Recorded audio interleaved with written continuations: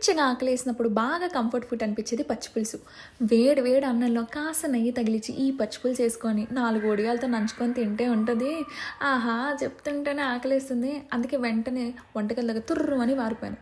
దొరికిన కూరగాయలు ఏరుకొని వచ్చాను. టడా! ఈ కూరగాయలకి మంచి స్మోకీ ఫ్లేవర్ ఇద్దామని డైరెక్ట్గా పొయ్యి మీదే కాల్చేశాను.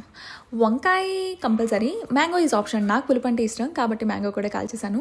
కాల్చిన వీటిని నలుపుతనం పోయే వరకు పూర్తిగా తోమేయాలి. పచ్చిపులుసు పేస్ట్కి అయితే ఇప్పుడు తొక్క తీసిన కూరగాయలు మిక్సీలో వేసాను. మిక్సీలో ఆల్రెడీ చూసినట్లయితే ఉల్లిపాయలు, పచ్చిమిరపకాయలు అలాగే వెల్లుల్లి ఆల్రెడీ ఉన్నాయి. కొంచెం స్పైస్ కోసం నేను మిరియాలు వేసాను. మిరియాలు ప్యూర్లీ ఆప్షనల్, కావాలంటే వేసుకోవచ్చు లేదంటే ఇగ్నోర్ చేయొచ్చు. నా దీన్ని మిక్సీ పడితే డ్రర్ డ్రర్.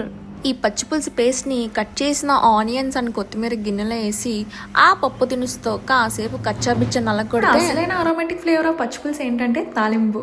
నేను పోపు ఎక్కువ పెడతాను, ఎందుకంటే మనం తిన్న ప్రతి ముద్ద పంటి కింద నలిగే పప్పు ఉంటే పచ్చిపులుసు రుచే వేరు.